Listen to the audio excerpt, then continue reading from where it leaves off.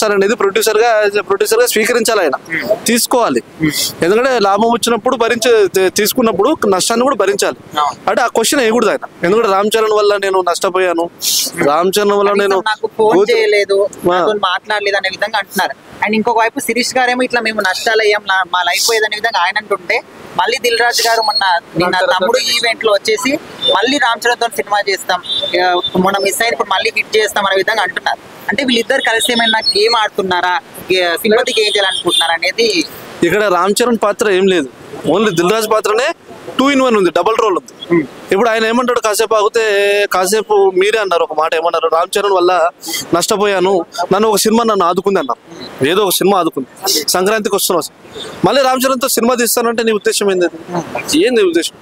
Already flop అయినో ఇట్లో బాధపడుతున్నావు, ఆయన వల్లనే ఏదో మనసులో వేదన పెట్టుకున్నాడు, మళ్ళీ ఆయనతో సినిమా తీస్తే నీకు మళ్ళీ హిట్ కొడితే నమ్మకం, నీ గ్యారెంటీ ఉందా?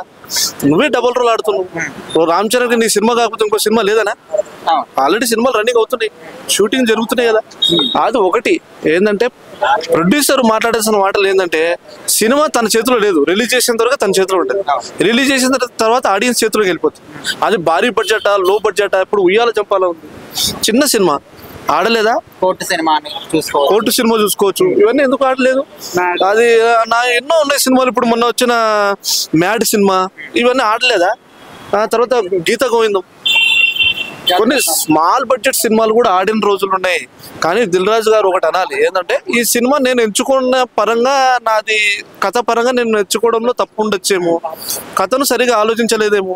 అంటే ఏదైనా ఉండదు సార్, ఇప్పుడు అది సినిమా సంక్రాంతికి వచ్చింది, ఫ్లాప్ అయింది, అయిపోయింది. కాకపోతే ఆ సినిమాని దాని గురించి మళ్ళీ మాట్లాడడం కరెక్టే అంటారా? మళ్ళీ తీసుకురావాలి అంటే ఇప్పుడు ఆయన వేదన ఏంటంటే, ఆయన పెట్టిన డబ్బు రాలేదని ప్రతిసారి ఆయన అదే ఆలోచనలో ఉన్నాడు. వేరే సినిమా ప్రాజెక్టు గురించి ఆయన ఆలోచించట్లేదు. కాబట్టి ఆయన మధ్యలో ఉన్నది ఊకే ఏదో మెసులుతుంది కాబట్టి బయట చెప్పేస్తున్నాడు ఆయన. అది దానికి మేము అగ్రి కాకూడదు. దాన్ని అసలు వచ్చిన ఈవెంట్, తమ్ముడు మూవీ వచ్చిన ఈవెంట్ ఏంది, నువ్వు మాట్లాడే సందర్భం ఏంది, మళ్ళీ రామ్ చరణ్తో సినిమా తీసి అందరూ డబుల్ రేట్లు పెట్టి వచ్చేప్పుడు అదే మాటలు మీరు కూడా మాట్లాడాలి, అంటే ఇవన్నీ ప్రొడ్యూసర్ గా మాట్లాడకూడదు. ఒకటి ప్రమోషన్ భాగమేది. ఒకటి ప్రొడ్యూసర్ ఏం చేస్తాడంటే, ప్రతి దాంట్లో దగ్గరుండి చూడడు. డైరెక్టర్ కొన్ని సన్నివేశాలు తీసుకుంటాడు, డైరెక్టర్ కొంచెం మీద వేసుకుని భరిస్తుంటాడు. కాబట్టి ప్రొడ్యూసర్ ఏం చేస్తాడు, ఓన్లీ డబ్బు పెడతాడు, అవుతుంది నాకు ఇంత ఖర్చు అవుతుందంటే ఇస్తాడు. డైరెక్టర్లతో కూడా డిస్కస్ చేసుకోవాలి, ఈ సినిమా ఎంతవరకు మనకు మార్పులు చేస్తే బాగుంటుంది అని కొంచెం డిస్కస్ చేసుకుంటే బాగుండు.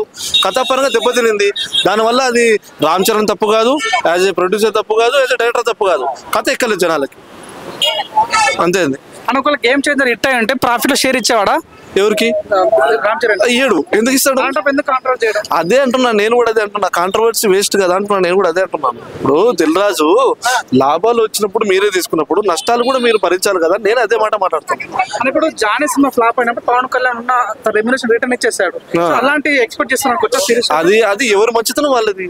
ఇప్పుడు ఆయన ఇవ్వాలనుకున్నాడు, ఇది ఒకప్పుడు కృష్ణ గారు కూడా అలాగే ఇచ్చారు. మరి కృష్ణ గారు కూడా ఒకప్పుడు ప్రొడ్యూసర్ లాస్ అన్నారని చెప్పేసి వాళ్ళు కూడా రిటర్న్ ఇచ్చారు, అర్థమైందా? మళ్ళీ డేట్లు ఇచ్చి పిలిపించి సినిమా తీసి మళ్ళీ ఇట్లు కొట్టేటోళ్ళు. ఇప్పుడు కూడా మంచి మనసు ఉంటే ఎవరైనా చేయొచ్చు, దాన్ని పవన్ కళ్యాణ్ అని కాదు, ఎవరైనా చేయొచ్చు. ఈ రకంగా రామ్ చరణ్ మీద మాట్లాడడం కరెక్ట్ కాదంటున్నా కదండి ప్రొడ్యూసర్ గా. ఇప్పుడు డబుల్ రోలింగ్ మాటలు మాట్లాడకూడదు. ఇప్పుడు ఆయన ఏమన్నాడు, మళ్ళీ రామ్ చరణ్తో మళ్ళీ సినిమా తీయాలి, మళ్ళీ మంచి సినిమా తీయాలి అన్నప్పుడు రామ్ చరణ్ వల్ల నువ్వు నష్టపోయినప్పుడు మళ్ళీ సినిమా ఎందుకు తీస్తావు?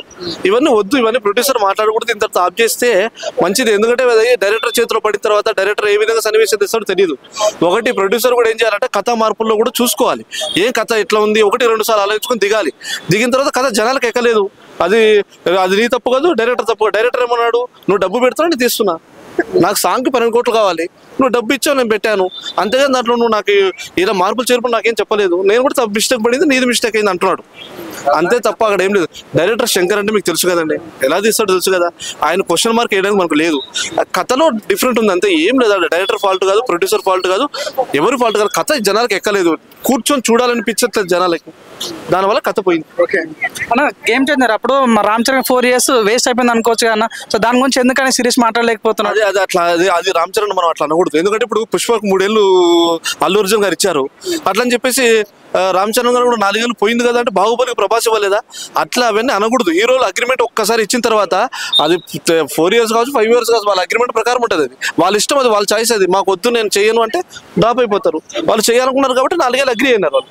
దానికి మనం అనలేము. అది hero plus director producer understanding.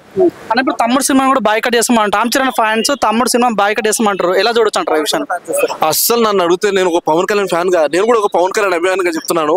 అసలు తమ్ముడు సినిమా పెట్టడమే తప్పు. తమ్ముడు సినిమా టైటిల్ పెట్టడమే తప్పు. ఎందుకంటే ఒక బ్లాక్ బస్టర్ సినిమా తమ్ముడు అంటే ఒక పండగ వాతావరణం అమ్మా. ఆ సినిమా వచ్చినప్పుడు ఇదే సత్యం థియేటర్లో అమీర్పేటలో సొక్కాలు చింపుకొని 10 రూపాయల టికెట్లలో 50 రూపాయల టికెట్లో కొట్లాడుకున్న రోజులు ఉన్నాయి.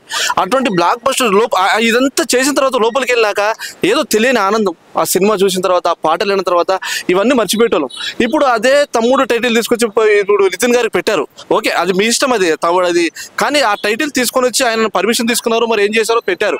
కానీ ఇది డిజాస్టర్, ఒకవేళ పొరపాటు డిజాస్టర్ అవుతే ఆ పేరు ఎలా బ్యాడ్గా వస్తుంది ఒకసారి ఆలోచించండి. అంత బ్లాక్ బస్టర్ సినిమా టైటిల్ తీసుకొచ్చి ఇక్కడ పెట్టారు కదా, ఇది కూడా మంచి హిట్ కొట్టాలని మనస్ఫూర్తి కోరుకుంటున్నాం. కానీ డిజాస్టర్ అయితే ఆ సినిమాకున్న పేరు పోతుంది కదా. తమ్ముడు సినిమా ఫ్లాప్ అయిందంట.